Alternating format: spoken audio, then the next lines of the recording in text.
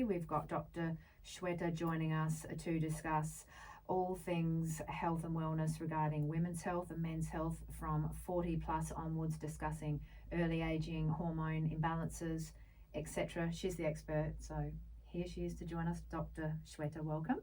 Thank you, Bianca. Thank you for having me again. Yeah, so this is your fifth time here in a couple of years? Fourth. Is it? Fourth, yeah. Over the past few years? Yeah. That's good. We enjoy hearing from you because you know what you're talking about. I enjoy talking about and sharing my knowledge with people too. Yeah. And what's best other than your show, because a lot of people are hearing, not spending too much time. Yeah, that's it. So, okay, so we were just having a chat and you were saying as we age or we go through different phases in life where our bodies are changing. So if we can start from there about the changes that we can see when we age. Yeah. So anything that that is created has to be getting destroyed. So it's a phase, like we take birth and then we die. So our life is divided into 3 phases according to Ayurveda. So the phase of childhood, wherein we are growing, we are achieving a lot of things, we are accumulating a lot of things, we are reaching the main thing, what we are here for. So that's the phase of kapha, which is more predominantly necessary for growth, and that's the one of the humors, I would say, essential for the growth of the child. Second phase is the phase when we hit the puberty. In women, it's more apparent because they start getting their menstrual cycles. In women, estrogen and progesterone levels start increasing, and in men, testosterone levels start increasing. So hormones are a kind of pitta, as explained by Ayurveda. So that's the pitta predominant phase of our life. So if the listener hasn't heard of pitta before, how would you explain that? So pitta is more of a fire and water element being put together. So you see, the rush of hormones, you have that fire within you. Even though people may not have heard of this word called pitta, but you have definitely heard of hormones equated to fire, you have that rush and you are ready to do any kind of things. You're full of energy and all those things, but essentially their main function is also to take care of the reproduction. Once you're complete in your growth and development, then comes the reproduction aspect of our life, and that's for everyone. Every life grows, reproduces, and then we die. So that's how it is. And then interesting thing is, none of these changes happen suddenly. It's a slow phase of growth, and then slowly it starts proceeding towards degeneration process. And the third phase of life, which is transitioning from the pitta to the vata phase of life, which essentially means vata is more of air and ether element. So is that more calming and slowing down? Balanced vata is more calming and requires it is more essential for seeing the things as they are, being creative, being more artistic in whatever you want to. So it's a phase of life which is which in balanced state helps us to reflect a lot of things which we have achieved as a part of experience. But when in imbalanced state, it can create a lot of problems in the body as well. For example, air, if we see the air which is blowing outside, if it's gently moving, you'll see that the leaves are gently moving, which is pleasant. There are small ripples in the water, which is pleasing. But if the wind is blowing very strong, there is a hurricane, you see things are thrown from here to there. So there is no clarity, things are just rushed from one place to another. And it's only vata, which is the air element in our body, which can move things from one place to another, either the destined way or erratically as well. So it's up to us. We have that in balance, or it goes out of balance. So a lot of factors contribute to that thing, but this one thing to remember is this is the natural transition I'm talking about. So childhood is a phase of kapha, wherein you have more of earth and water element for that growth, nurturing, and then transitioning to the puberty or the reproductive phase of our life is the movement from the kapha to the pitta stage of life, and then transitioning from the reproductive phase to the phase of retirement, what I would call. So basically it's retirement from the social world, but more turning inwards, because in a way we are preparing to turn inwards and understand the nature of our own existence, self-awareness, and what is the main purpose of my life and all those things, because we didn't have time so far. That's true. Being busy in our taking care of children, taking care of family. Now, essentially when we hit this phase of life of transitioning from pitta to vata phase of life, we would see that our children are settled, they don't no more need us to that extent which they needed us before. So it is the time when we need to take care of ourselves more, in a way to kind of prepare for the next journey, because when you transition from that phase to the vata phase of life, it's more proceeding towards death. So it's like preparation for knowing the nature of one's own existence, so that we don't struggle to transition in any phase of life. And you do see people at that age of retirement age, and even just before, perhaps 50s, 60s, 70s, you see them getting into group activities, they go on bus tours, and they just seem, the age of retirement, people seem a lot more relaxed, like you said, because they don't have to worry about all these things, A, B, C. And also it's a hormonal thing, so people sort of become a bit calmer. Their hormones have changed, their lives have changed. They're making more space to relax and unwind psychologically. It's calming for them. But I'm always interested in the chemicals in the human body, because sometimes if there's a chemical imbalance or hormone imbalance, it can affect our mood, our anxiety levels, our aggression levels, different hormones, or what we're eating, what we're not eating. Are we sleeping enough? Are we relaxing enough and getting involved in activities? Because if we're always go, that can sort of stimulate our adrenals and make us a bit wired up, and then that can lead to other things, interpersonal relations and how we deal with other people. So we've got to look after ourselves. We got to look after ourselves, and essential factor of this is hormones.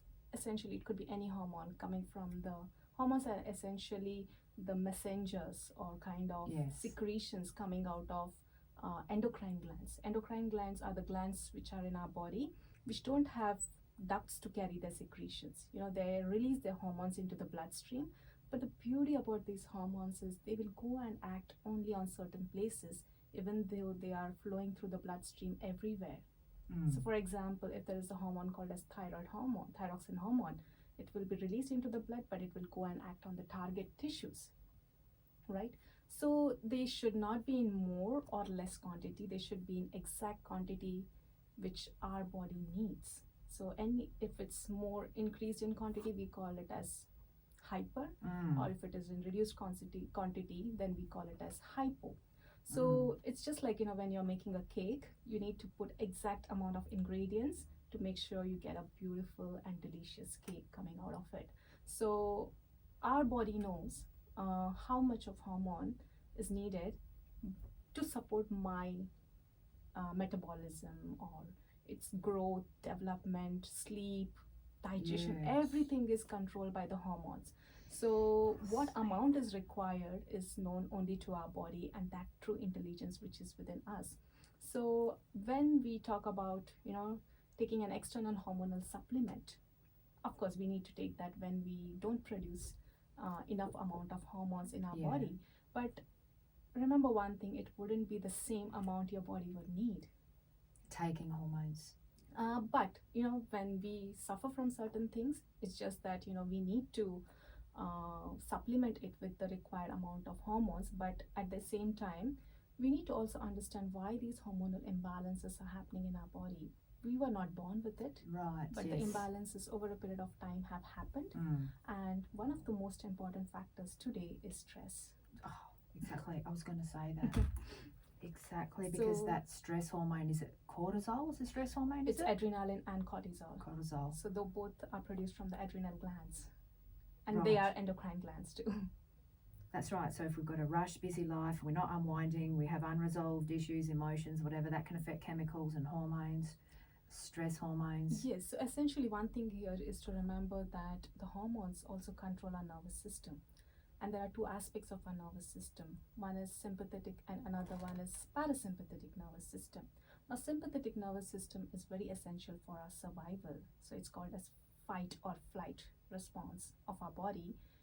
When there is a danger in front of us, either you fight it or you get rid of it or fly away from it. So that's needed. Supposing if you have something in front of you which is endangering your life, like a tiger. So that time you won't feel hungry, you won't feel thirsty, you just want to run away from it. So that is what is the survival phase. And then once you are far away from the tiger, then you start huffing, puffing, you're tired, you start feeling hungry, you start feeling That's thirsty. interesting. So that's when the stressor has gone, and now the parasympathetic nervous system wants to regenerate you back, renew you back, and make up for that loss of energy which has happened during that time, because without survival there's no regeneration happening. So That's so that interesting. is the parasympathetic nervous system. Parasympathetic. Yeah, because when we I think we've all noticed this, that when we're stressed or busy, or you've just come out of, you've got a busy meeting, or you're busy preparing for a meeting or what have you, and you've got some issue that you need to deal with that might take a couple of hours, we do notice that we're not hungry in that time. We might have passed dinner, but we're not hungry because our mind is focused on other activities. Yes. And then when you chill out, you unwind, you've done your report, you sit down, you just rest for 20 minutes, then the hunger kicks in. That's exactly what is the normal functioning of that's how body survives. It has to run away from the danger, so it will make attempts to survival. So that time your blood will be rushed, or the life energy, we call it as more, and it must essentially it will be rushed to your muscles, to your brain, to keep you alert, and the muscles to make you always on the run. But if we keep experiencing these stressors again and again, there is no time for the body to rest. There's no time for the renewal. So eventually, over a period of time, then your sleep starts getting affected. You're no longer, you want to rest, but you're not able to rest. Then that's when you need some support or professional help over there. But otherwise, our body can definitely take care of it. And it's such an intelligent machine, like a sophisticated latest software I can put, which God has made, and nothing can equate that. It knows how to take care of itself. Only when we go beyond a certain limits that it just gives up. Yeah. So when we are under stress, this adrenaline level increases in our body, and cortisol levels increase in our body. The adrenaline level goes away when the stressor is gone, but cortisol stays in our body for 2 more days just to take care of other things.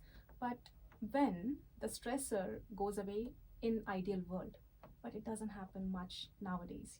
Like there is one stressor gone, then that other stressor is ready. So it doesn't let the cortisol level go low in our blood. So we are always on the sympathetic overdrive, and this affects our stability, our homeostasis. Homeostasis is the natural ability of the body to maintain a stable internal atmosphere irrespective of what changes happen outside.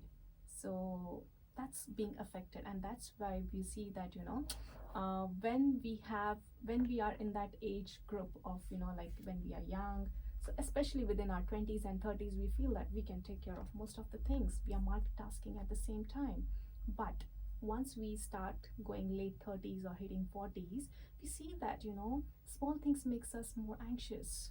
Same things which I was able to do it before, now that makes me more anxious. Yeah, and we this change. happens more around the perimenopause, or when the menses start ceasing. That's when the level of estrogen and progesterone levels go low in your body, because so far they were providing that stability to your body, and now the body is without that. So people can perhaps feel a bit, go through a phase of feeling a bit unsettled as the hormones are changing, like midlife crisis, I don't know what they call it. Do I even give an age? Is it 50s? Is it mid-50s? It's different for everyone. It is different for some everyone. women, like we were saying earlier, can go through menopause at 38 and others at 52. I know even a person 35, natural menopause, there was no intervention. So it's quite interesting how different. these things differ from time to time. But I can see that it's more of premature aging what happens, I would say, because menopause should happen naturally in this age. But if it's happening before than that, then something is affecting the life energy which is going to that reproductive system. So coming back to our things, there is a particular kind of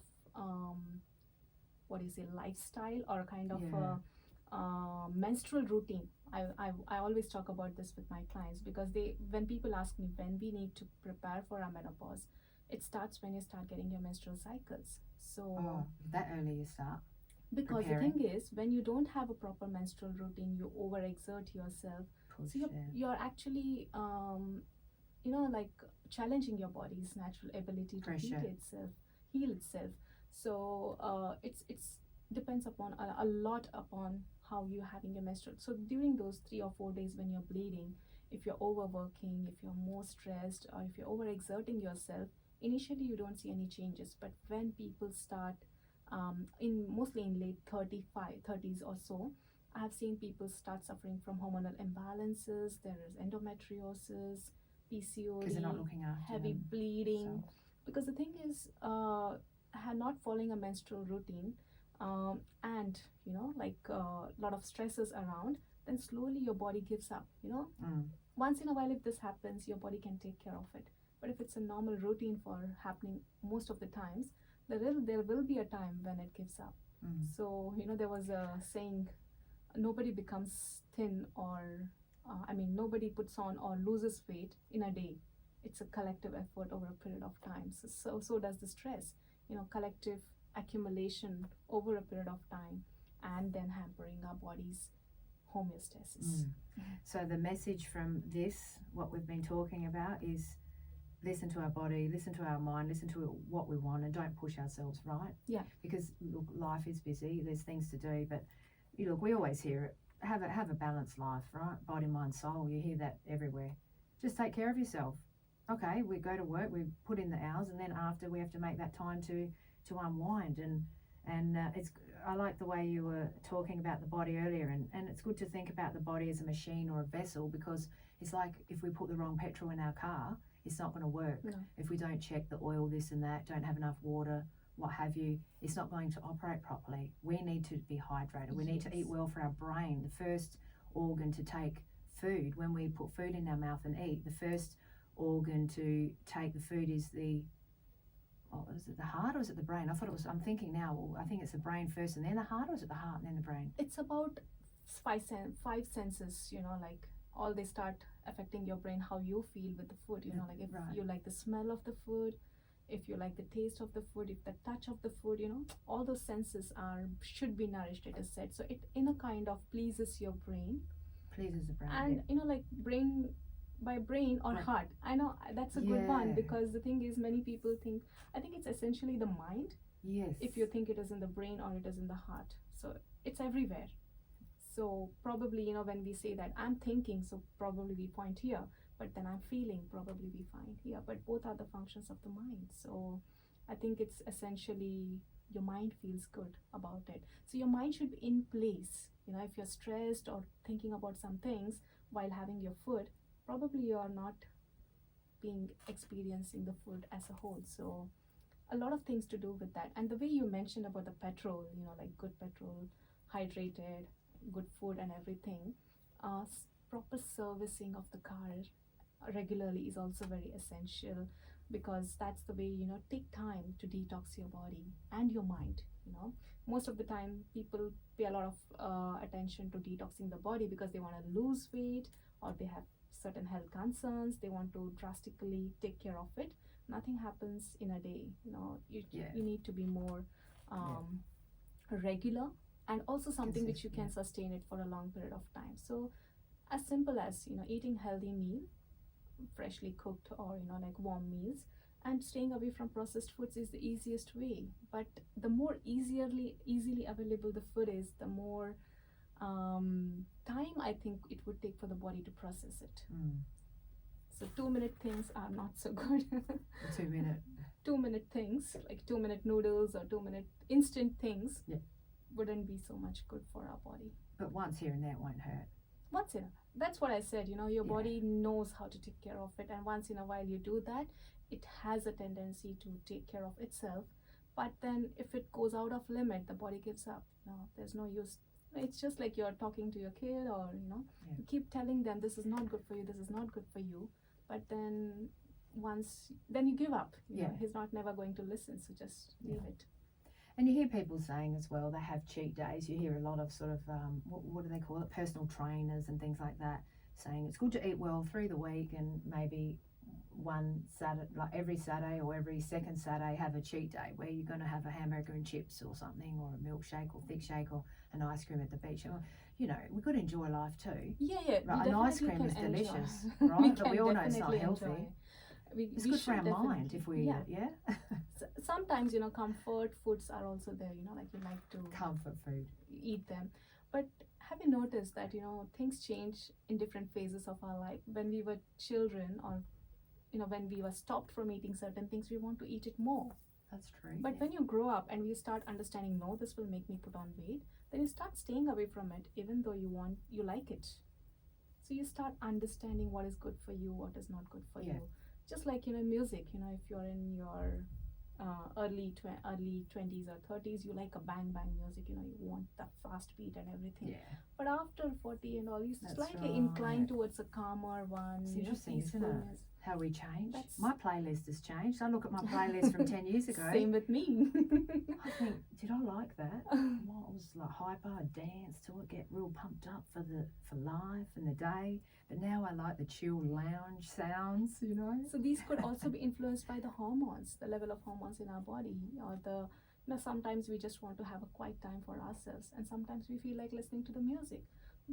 Our emotions are constantly changing, and we need to understand that we are not our emotions.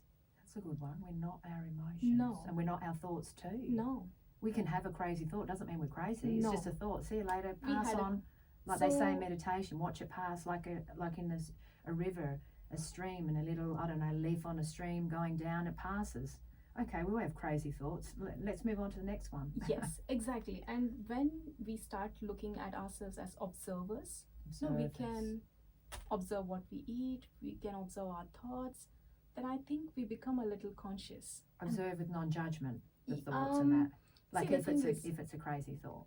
Of course, you know, like you look at it as the way it is, and Yeah. then you'll realize, Don't you know, judge it had come and gone. Yeah, Now exactly. just learn from it. That's it. Yeah. You know, like okay, Or just this don't was do it. You know, if someone's thinking something, you know, we all get feisty and angry, right? And look, you know, because I'm saying this because, you know, we all have conversations with people and someone might say, oh, in that moment I really wanted to Yeah, fine. It's just a thought. If we all acted on our thoughts, it'd be a very crazy world. So it's just a thought. Is my point in saying this is it's just a thought. And I do want to say it because a lot of people analyze their thoughts and identify with their thoughts, and that creates anxiety and panic. So they think, oh, did I have that thought? Oh, that's bad. Now I want that thought to go, but it won't go. And the more fuel they give and the more time they give the thought, the more the thought won't go. Yeah. Right? So just like in meditation practice and that, they say, don't judge anything. Nothing's bad. Nothing's good. Just what it is, whatever, and move on. So And being come back to it later. And when you come back to it later, it's gone anyway. Of course, it's gone anyway. So that's the thing, you know, like if you stay there as an observer and just observe it, you know, then thoughts will come and go. Then there would be good thoughts, bad thoughts coming, everything together. But I think over a period of time, you start getting so much used to it that there becomes, you start understanding what is good, what is bad. And that kind of, you know, meditation, because we are talking about meditation now, it's a good way of stimulating our parasympathetic nervous system, because, you know, like staying there few minutes, it just recharges our body, like, you know, because you are there looking at it as an observer, and you'll add a little bit of consciousness to whatever you're doing. You're conscious of your thoughts. That's more than enough. Then you get that intelligence into action. So you don't do that, but it gets into action once you have started getting into your role as an observer. So I think a lot of things improve once you start adding consciousness to your actions. Yes. And I think, like, it's worth saying, you know, we always see the past few years flying around hashtag be kind and kindness, and I don't know if it's as strong a message now, but it definitely was, you know when that, was it George Floyd, that issue that, yes, in America, and you know, discrimination and this and that, and that sort of was the message a couple of years ago, be kind and that thoughtful and that sort of thing. But yes, of course, be that to others 100%, but I also want to say we have to be kind to ourselves, because as we extend help to others, a lot of times people don't extend it to themselves, and they say, wished I would give myself that good advice and love and forgiveness like I give to others. So if we see someone in trauma and crying and panicking, we're going to care for them, love them. Okay, what do you need? Well, we've got to do that to ourselves too. Yes, of course. The thing is, once we start understanding our true nature, we start looking at life as the way it is. You know, it's not different. My life is not different from yours life, right? So once we start looking beyond that skin, beyond that flesh, or beyond that blood, whatever it is, beyond that race, religion, whatever we call it as, it's a life, and that life needs you. So your life is not different from that life. So it's not that nobody says, or I think none of the religion says that you kill yourself to let anyone else live. No, that doesn't happen. So every life is the same. So just do the right thing. That's more important. So the way you support others will start thinking the same and start supporting you. So this life is for supporting each other. Wonderful. Love that. Exactly. So I think when we start understanding our true nature, then we start looking beyond everything. Exactly. And that makes life easier. You know, you don't have to put a lot of pressure on working to be kind. If this was, for example, there are two kids, one is my son and one is someone else's son. So if I look, oh, they are kids, they are the same thing, just that I've given birth to this one and the other one is being born with someone else. But then when you don't think like that, you know, beyond that, then you think that, oh, this is not my son, so why should I care about it? But if you think of it like a life, then you say that, no, he's like my son, so I should not be very different to this person or that person. Yeah. But that has got a lot of problems coming up, because there are some things, you know, you need a lot of legal things involved in there. But yeah, wherever, you know, like not going to the extremes, looking at them as your part would solve a lot of problems. So you don't have to strive or struggle in being good. That's right. It just comes. Because being good is your nature. Exactly. That's so when true. When we start moving from our nature, then disease starts setting in. Exactly. Wow. There's a lot there. Exactly. Oh, well, I, when I have that silence, there's something I'm thinking that I want to say, but I'm thinking, do I say it here? Do you know what I mean? Yeah, I do. I will just say it, but I'm not going to say it in the story of its entirety. But anyway, I'll just be super quick and try to keep it like good listening and not too intense. But like, I was in a situation a couple of years ago when I was overseas in a potentially very dangerous sort of threatening situation when it was just me and one person, and that one person was, you know, had a pretty not brilliant agenda, and I couldn't get out of the room, and I started praying for that person, because I was definitely in trouble, and I'm not going to go into it, but it was 100% obvious that I was in trouble, and I literally was looking at that person in the eye when they were like losing it and saying the craziest things. And I looked into the person's eyes and I started praying for them and saying, please help this person.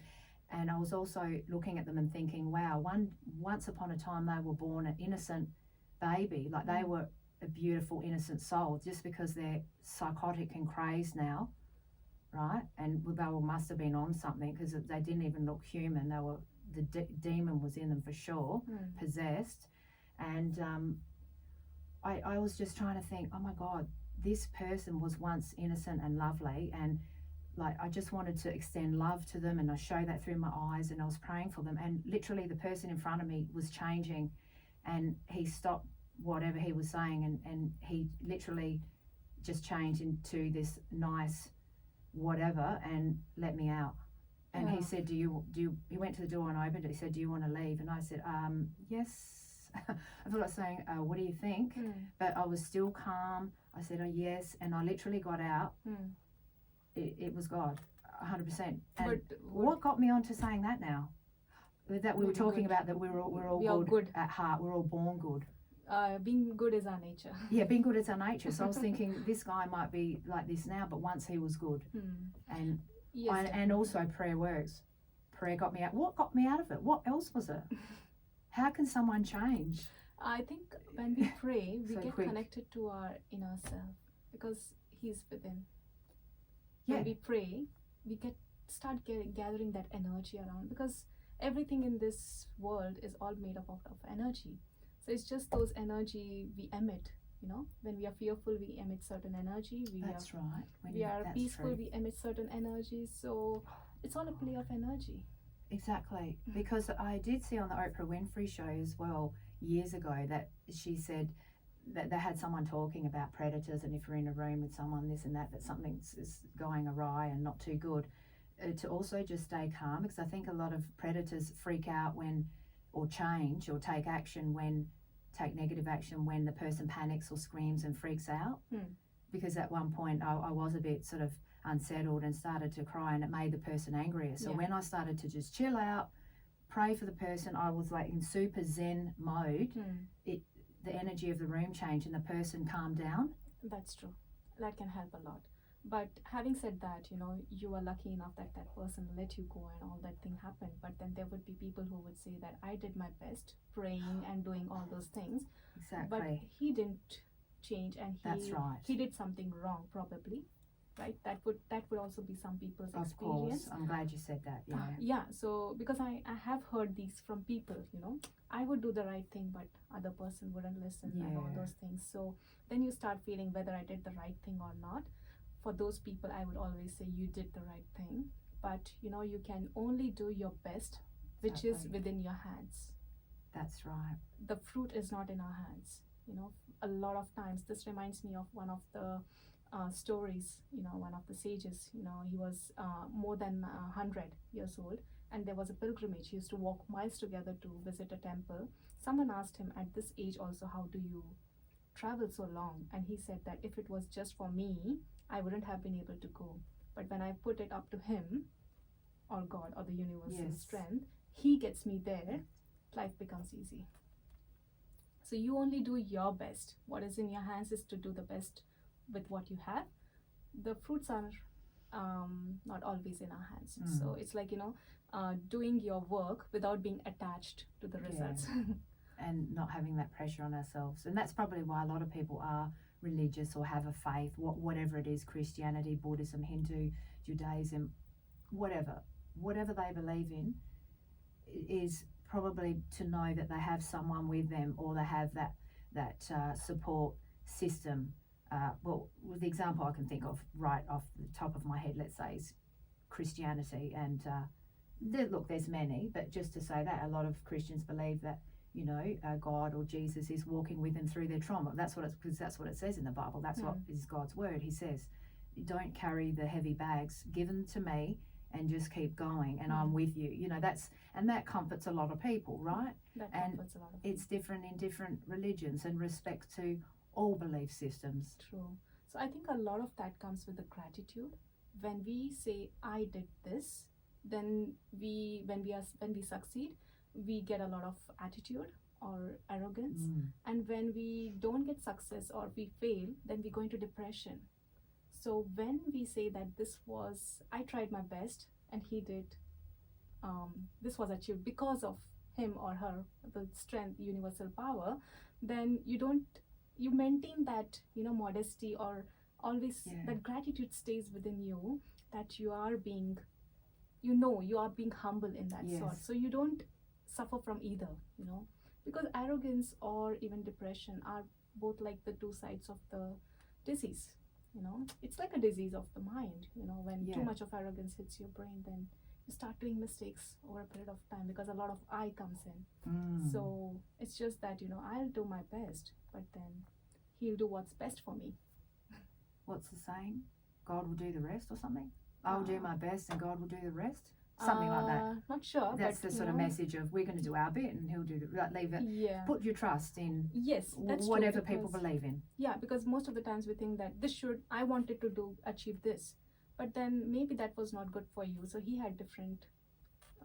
He did the best. What was best for you? Yeah. So I want to achieve this, but if he has different plans, trust that too. Could be the best for me. Yeah, and then we're not as disappointed, or not disappointed at all. It's like, okay, my life's going to go that way. I didn't get that job, doesn't matter. Exactly. You hear a lot of successful people say that, right? Actresses and actors, or I don't know, people who run big corporations or have succeeded in some way. Not to say that success is always measured by in a monetary way. In fact, that's probably lower down on the list in my opinion. Success is how you're faring with relationships in your life, and are you sort of succeeding in not stressing out too much. That's success to me, but anyway, that's just a side That thing. will come at some moment of the life, because when we are children we think that excelling in marks is the success. Yeah, When exactly. we start earning, then we think that we want to make more and more money, we want to have a family, that's success.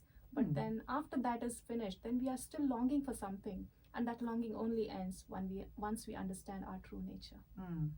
Then we are prepared for it. So that is this phase of life, which is like a retirement, I would say. Retirement from the social world and being always productive. Now journey inwards is what the retirement phase, menopause or andropause, what we Yeah. call it as, Which is basically the same, the hormones of male hormones going low around that 50 age or so. so it's like menopause for men is called andropause. Andropause. I only learnt that today. I'm 49, so how come I didn't know that earlier?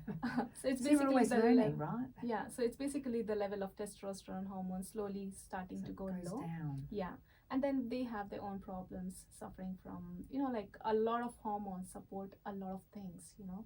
The hormones are controlling our metabolism, our sleep, our digestion, the way we deal with the stress, everything. And then you see that once that level starts going low, you start putting on weight, your energy levels start That's going right, low. True. So cortisol levels go on increasing. So it's all about how the level of hormones are behaving, and then accordingly adapting ourselves to this new phase of our life. So what we need to do about, because it's not a disease, it's a natural transition which is going to happen. Exactly. But then if it goes to the level of you being not able to conduct your day-to-day activities, then probably you need a professional help over this. So don't hesitate to seek advice from your doctor. Do regular blood tests so that because after menopause, That's a good idea. Do you reckon once, twice a year? Once a year at least, I would say. I know people that Depends. have never had a blood test to check their levels. The thing is, a lot of things could be caught up earlier and then you can do something about it, because the hormonal imbalances are more manageable if being detected at an early stage over because there are a lot of precursors also now coming up. So when we have technology, we can use it, because in olden days it was not available, so people have suffered, but then we can make a better use of technology by it can work to our benefit. Taking care of a lot of things. So one more important thing about menopause, because a lot of women come to me with this kind of a problem, a lot of symptoms they are experiencing and everything. One important thing for them to remember is that this is a different phase of life. And when we had that estrogen and progesterone levels in our body, we were kind of protected from high cholesterol, heart diseases, osteoporotic changes happening in our body because of these hormones. Once you transition, then the body can take care of it in a different way, but you have to adapt to that stage of life. So taking extra care of yourself in the form of looking at your nourishment much more than you did before. Yeah, that's a good point that you've raised. That's good. I'm glad you said that. So a lot, because like we used to say in Ayurveda, we used to say that women don't get heart attacks and when they are actually having regular menstrual cycles, because this is also considered as a detoxification naturally happening in our body. Because you see that the blood goes out every month, so a lot of toxins, cholesterol increases in the blood. So when that all comes out. Yeah, because not just cholesterol, all the toxins in the blood as well are released with that kind of little bit of detoxification which happens every month in our body. We have that phase, when we become, just prior to our menstrual cycles, we become irritable, cranky and all those things. But after we finish that, we are like born again, because we have this important duty or responsibility of giving birth to a baby. So this is a kind of arrangement which God has made in our body to be keeping us at the best of our health. But then as we menopause, and once the hormones, our menses and the hormones levels go down in our body, then we become equivalent to the men in gaining cholesterol, osteoporotic changes happening in our body, increased weight gain. So we need to modify our diet, lifestyle, exercising regularly, making sure that you don't put on weight. Because you hear people saying as they get older that they're eating the same, but they've got the extra belly fat and they're still eating the same. So like that just makes sense though, because like you've been talking about today, our hormones are changing, so we have to adjust our diet, perhaps eat less, eat a little bit more whole food. I think a lot of this goes with the kind of fat distribution that is happening in your body, because if a lot of fat distribution is happening around our abdomen, it is not good. No, it it's is not more good, due is to it? stress induced. I Is have it? seen a lot of people telling me that I eat less but still put on weight. Is that stress? Yes. It causes that fat to Because stay stress, constant increase in stress increases the level of cortisols in our body. Yep. So that's something which is going to make us put on stores weight. fat. Stores fat a lot in the abdominal area, and which is not good, which puts a lot of pressure on our heart. Yeah, that's right. So I've heard that's that. something to be very mindful about. So it's not because people, Yeah. I have seen people changing from diet to diet and doing a lot of exercise. Nothing works on their weight. It So just I puts think more pressure on their body and their joints and their So, mental state. They get stressed. So I think if none of these things like diet or lifestyle are working for you, or exercise are working for you, then I think it's time to look at if you're sleeping well or you're more stressed. Yeah. So Sleeping well. including activities which can help you to release stress. It could be, I talk a lot about yoga and meditation, but it could be as simple as involving yourself in the things which you love the most, like hobbies, music, going out on a travel, or whatever you like, and you could not do it for so long because of being involved in a lot of things.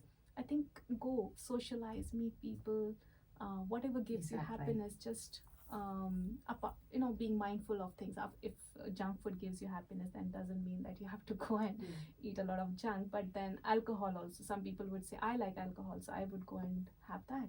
But probably In moderation, it's fine. moderation is fine. That's what I said. Yeah. Like, some people have told me, Exactly. I don't feel like having alcohol because it makes me feel sick. Yeah, a lot of people can't stomach it. I'm one of those people, and some family members too. Like, I want to like it. My husband collects wines. He's got a cellar full of wines at my mum's house, and he's always saying, drink. I have like one sip. Anyway, sometimes we need to detox. It'd be our nice body. if I liked it, but some people don't have the taste for it. I don't know what that is. Is it some, like the chemicals in the stomach? I know that some people have said that when they drink wine, then they get an upset stomach, the acidity or something, the sulfur in it, and they just stay away from maybe certain brands of reds or something. You've got to drink quality wine if you're going to drink Because it, so it doesn't hurt your stomach. A lot of alcohol is more related to pitta aggravation in our body. So it's kind of, if there's already a lot of inflammatory response in your body, those people would feel a lot sick with these so things. that's inflammation. So a lot of people who come to me complaining of some, in the perimenopausal or menopausal phase, they would say that one of the things I've noticed is that I feel sick with alcohol. So because they already have a lot of heat in their body, which the body is unable to get rid of because the menses have ceased. So how it would go out of your body? So it will take some time for your body to deal with how it has to be taken care of later on. So it takes around few years for our body to stabilize after this menopausal phase. Yeah. But then remember one thing, it's not a disease, it's a natural transition. Yes, of course. So preparing for this natural transition by seeking professional help when necessary, and regular detoxification procedures happening. So for example, it could be as simple as, okay, for 3 days, because I don't get my menstrual cycle, so it could be 1 or 3 days I would detox myself by taking more care of myself.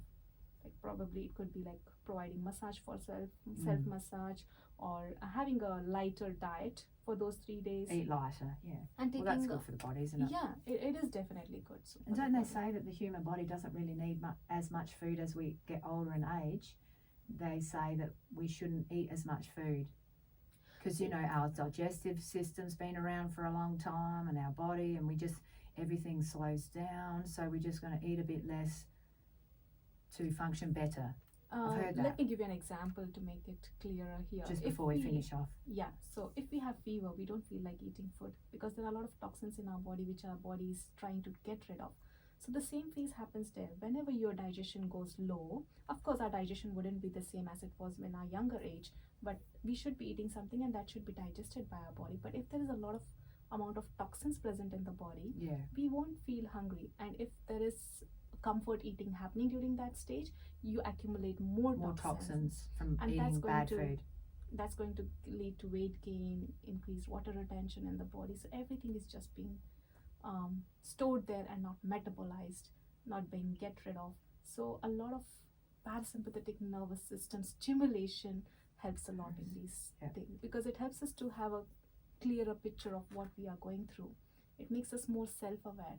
It makes us realize, oh, this is good for me, this is not good for me, without somebody being telling you. If somebody orders you, don't eat this, we want to eat it more. But if you decide by yourself, this is not good for me, so I'll not start eating, I'll stop eating this particular thing, then probably you do it much better. So I think a lot of it is to deal with understanding what it is and then doing what you want, because decision is with you. You know the rights and wrongs, you know its benefits and consequences. Now you choose you have the right to choose your own things. We've all got free will, right? Yeah. God gave us all free will. We can have that option as long as we choose wisely, eh? Choose wisely. I need a quote for that to finish off the show, but I don't have one right now. Conscious living is the way to good health. That's it. There's the quote.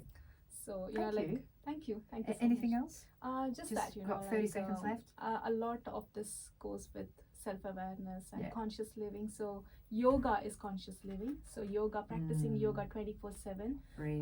What you're eating, is that good for me? Or what I'm doing, you think about it before we eat it. We eat it, we act, everything. We bring a little bit of conscious action to it. Being an observer, a lot of things will improve. Because you think that somebody's watching you. Very wise words. Thank you. Thank you so much. You're like a philosopher as well. As a health and wellness, you're like a philosopher. Because that's life. That's the life knowledge. So thank you. A lot of that goes with the not just the physical life, because life is much more than that. So if we think beyond that, life becomes easier. Awesome. Thank you so much. Thank you for having me. Until next time. Yeah, sure. Thank you. Okay.